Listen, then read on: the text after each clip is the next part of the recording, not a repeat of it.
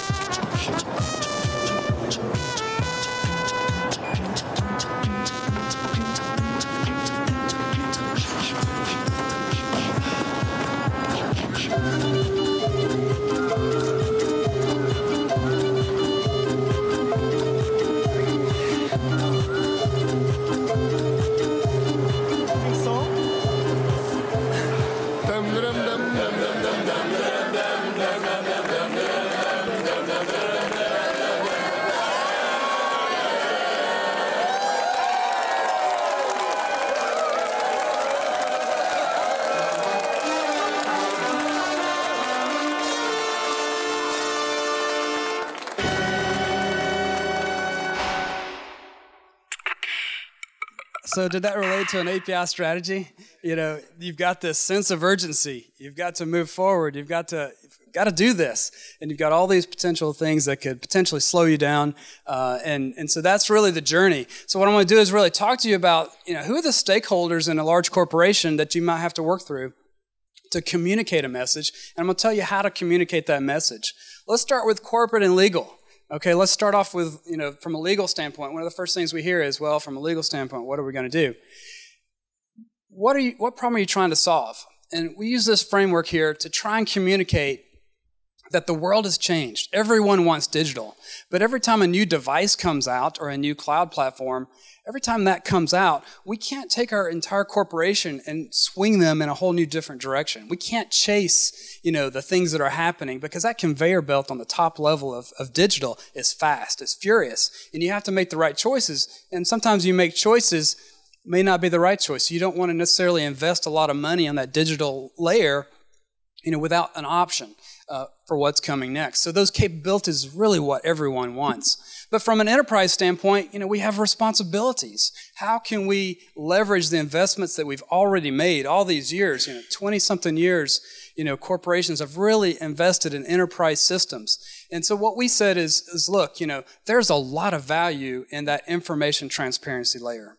And we actually created a whole program around information transparency to enable all aspects of our company to link the digital, cloud, mobile, social capabilities with a lot of these investments that we've already made over the years. So communicate that message to, you know, your corporate leadership and legal to say, look, the world has changed, but what we're going to do is we're going to allow our corporation to make the most of our investments and minimize our risk. You know, so here's a couple of key points. Provide education. You know, this API strategy is a fantastic enablement strategy, but at the same time, it doesn't resonate from a business standpoint to some of the stakeholders. So communicate it in business terms. Use specific data examples. You know, from a legal standpoint, you know, you have to be very discreet and very precise in what data are you going to share, how are you going to do it, what's the governance process to do that, and really set that tone for we're enabling our digital future and we're going to do it in new and engaging ways. So let's talk about the next one. Security. I'm not sure if anyone had to talk through security when you talk about an API strategy, but it's real important that you work with those stakeholders early on. They're your best advocate, what we found, is because you're creating a framework of structure that they can have visibility to what's happening. So I'm going to show you the process that we used to go through to kind of open up a firewall setting. This is, you know, public information, just about any company. This is the process, okay? I don't know if anybody in the audience has a mobile device or a QR code scanner, but if you do, this is the accessibility that we now have. And if you were to scan this QR code, you know, here in the audience, what you would do is you would instantly have access to our production SAP master data, okay? And in a large corporation, production master data from an ERP system is some of the hardest data to get access to because it takes a lot of time. But what we do is we use this as a use case, say, if we can open up our ERP systems and if we can make the information in SAP so accessible, as easily as accessible as even Salesforce.com data or other cloud data, if we can do that, we change the tone of conversation. The conversation is more about business enablement. It's not necessarily the technology anymore. It's about how do we use that data and how do we make it easily accessible. So from a security standpoint, you have to have abundant communication. What is your strategy? What problem are you really trying to solve? Talk to those individuals. Talk to those individuals and tell them, you know, here's the problem we're trying to solve, but in the end, we'll have more visibility on who is accessing our information. And that's what the security organization always wants. Give them, again, good examples of visibility and provide the context and how you're using it. Those are three key things that you want to do with those stakeholders. We had another interesting area where the traditional development teams, you know, we started talking about APIs, but we had a lot of developers that this was really a foreign space for them. They're really not used to the term. They're used to doing, you know, hard coding and large systems. And, you know, at first it was, you know, like, why do we want to help enable this? And, you know, the key talking point we had with them, you know, was our future is completely changing. We have to figure out a way as a consumer goods company to be on that digital shelf. The retailers are changing dramatically. The digital stores are opening up left and right. Click and collect is huge in France. Here in the UK, we're seeing a tremendous amount of growth in the home delivery. So Ocado.com, Tesco.com. So as a consumer goods company, we have to be on that digital shelf. And if you talk to the traditional development teams, where do you start? So we have to really think about opening up our systems.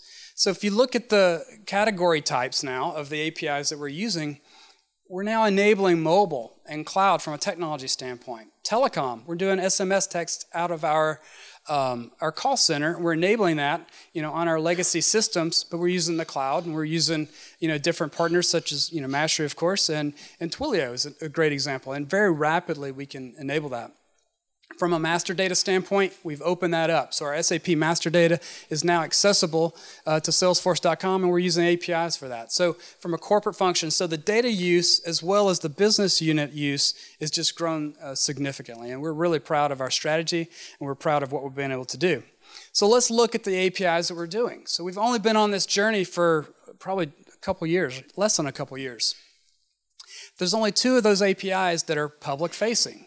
The rest of them are internal use, and that's really where we saw the most momentum. It was our own internal development organization.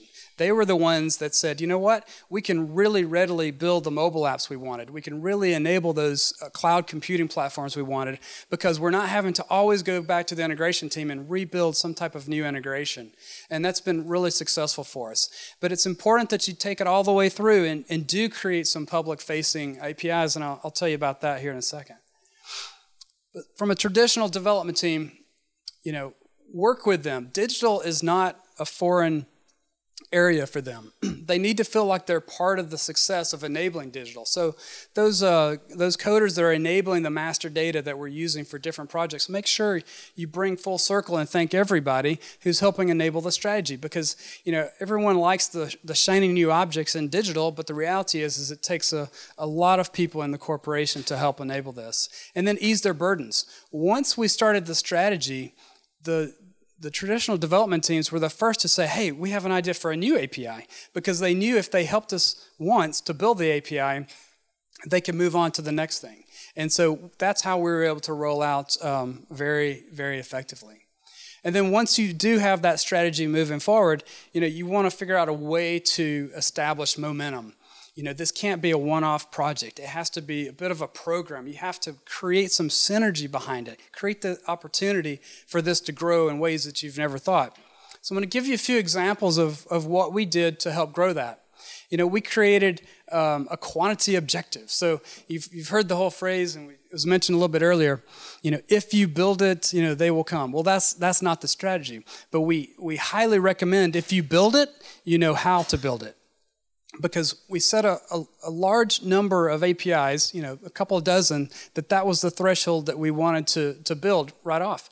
And because the first 5 or 6, everyone can kind of see that as kind of low-hanging fruit. But if you set a bar that really requires the team to go above and beyond and really figure out where the other interesting areas are, it gives them that ability to learn and break through all those different opportunities of enablement. And that was really key for us, because I think it gave us a lot of momentum.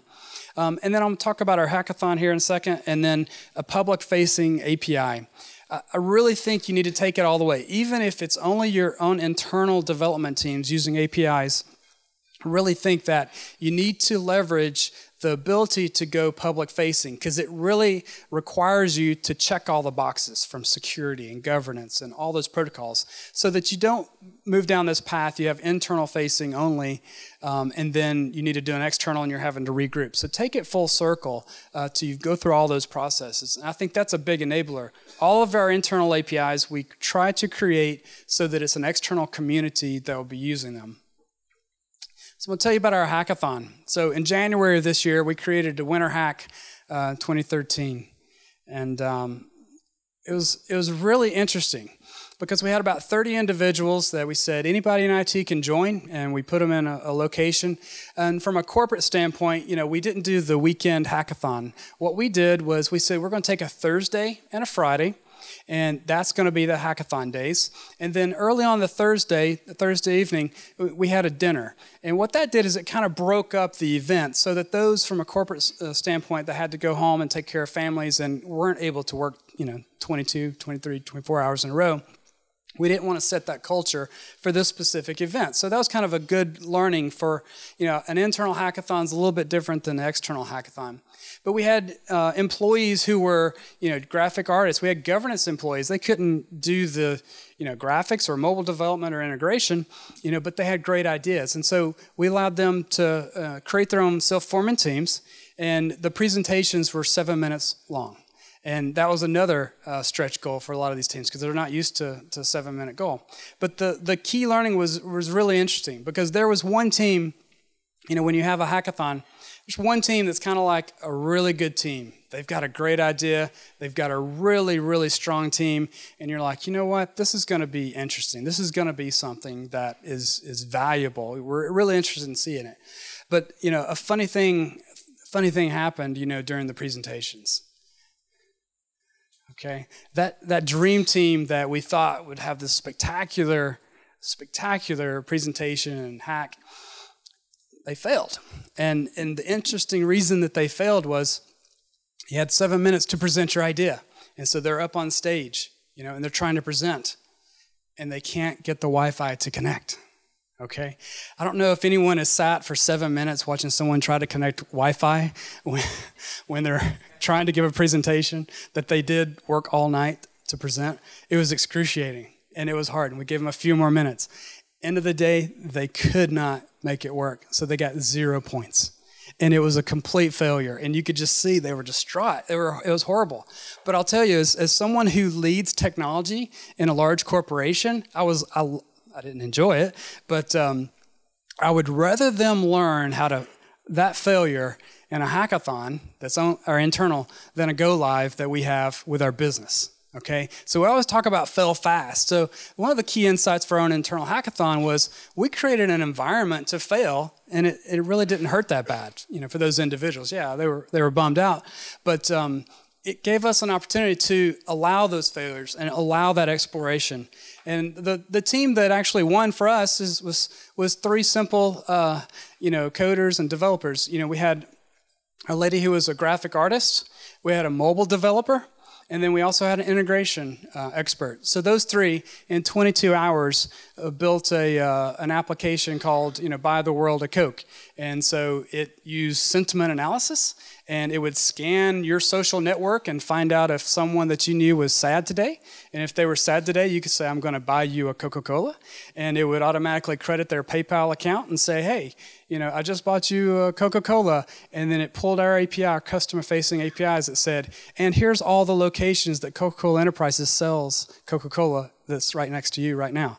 So it was a very interesting dynamic of, in 22 hours, you can create an amazing business model that really, if anything, opened up the eyes of our organization to say, you know what, this is a whole new world of enablement, and we can't think that all the ideas come internally. We have to think externally and enable those development organizations to do that. I'm going to give you another example of how we're using APIs to go to market in the real world and faster than ever. So this is a bit of an image. We have an application, mobile application called Edge, and it is a mobile application that our sales force uses. So they would go into a store, and they would write down all the brands that we have on the shelf. And the administrative time was 20 minutes per outlet. So we said, well, let's use mobile to do that. So now they go in, they take photos of the shelf. The images are automatically sent up to a cloud process, and then what's on the shelf, the actual analytics that goes into our CRM system.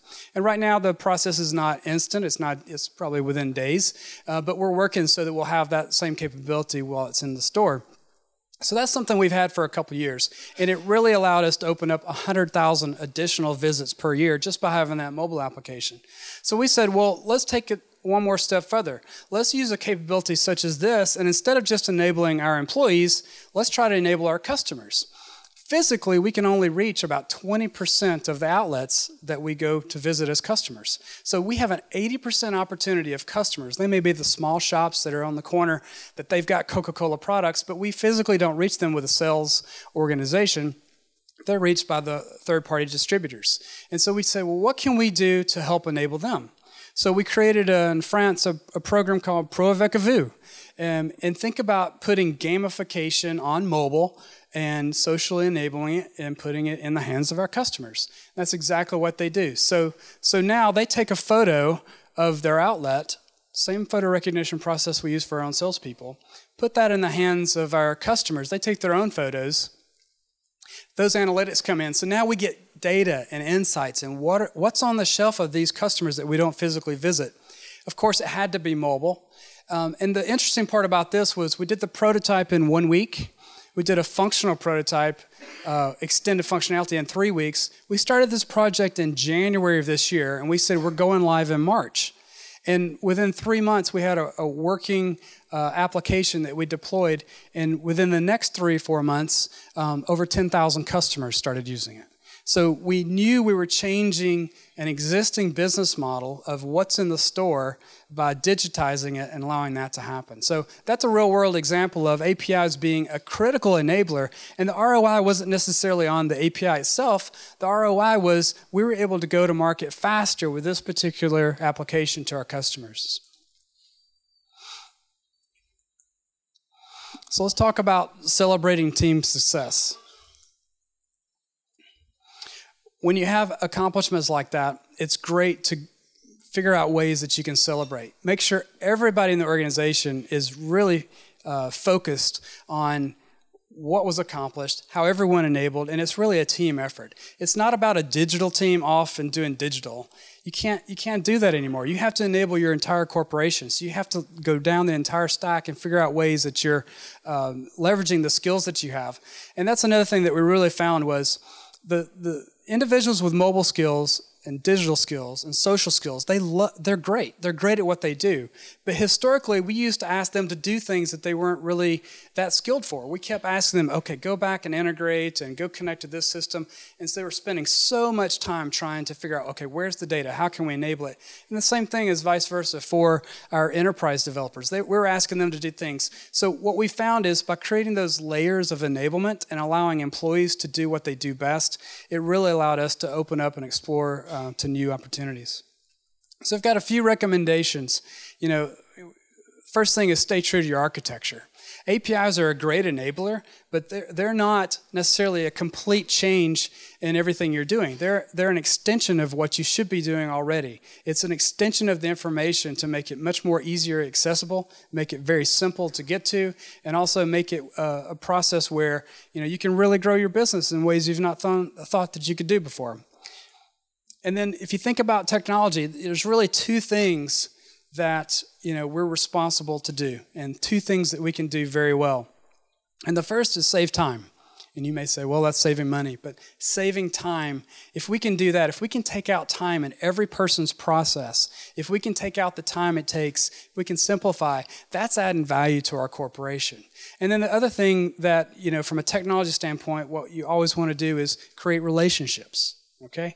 Because if we can enable a partner community, if we can enable third-party mobile developers that don't have access to any of our other systems, but we can give them APIs and we can grow our own developer network using third parties, that's growing our capabilities and sharing the wins with other companies as well. And lastly, explore the possible. There are so many opportunities, whether you're a .com, whether you're an operations company, whether you're in manufacturing. We're seeing the use of APIs in every single aspect of our corporation. It's been a fantastic journey, and it's been something that has only begun. We can't really see a day where we'll go back because our business requires us to have a new cadence, a new speed of enablement for our capabilities. And that's just been a fantastic journey, and we look forward to working with a lot of you as we continue that journey. But thanks very much.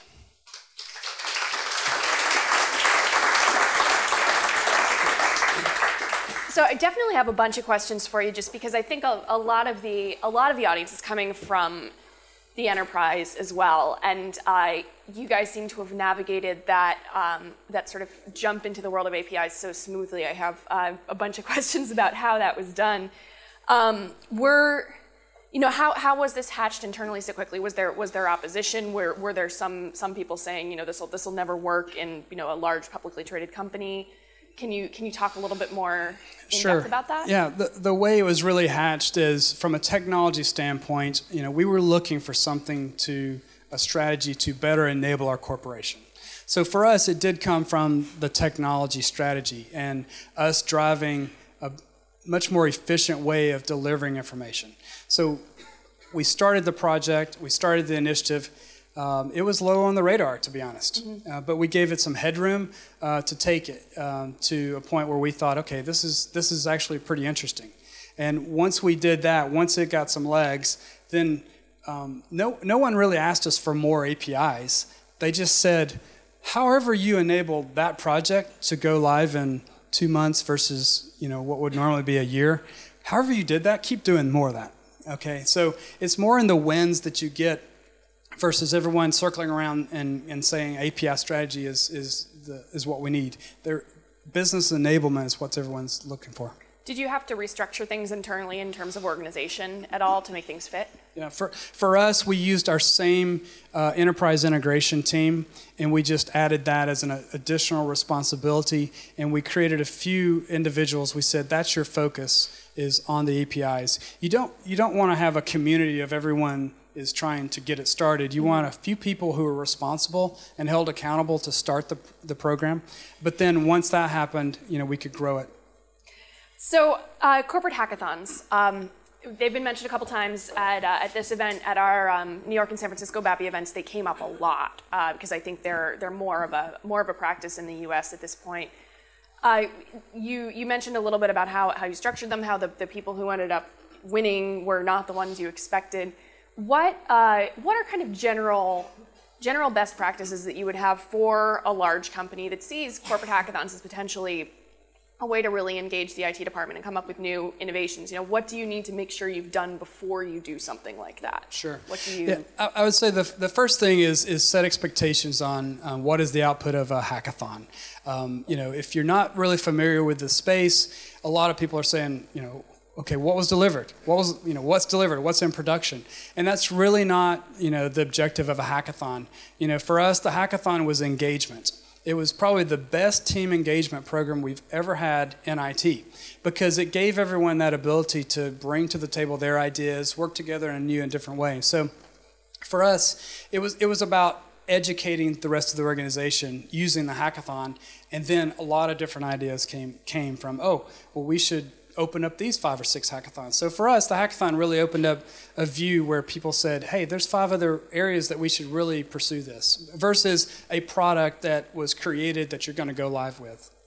Have your API strategies been instrumental in any way in addressing the fact that you're operating in a market where there are many different languages spoken?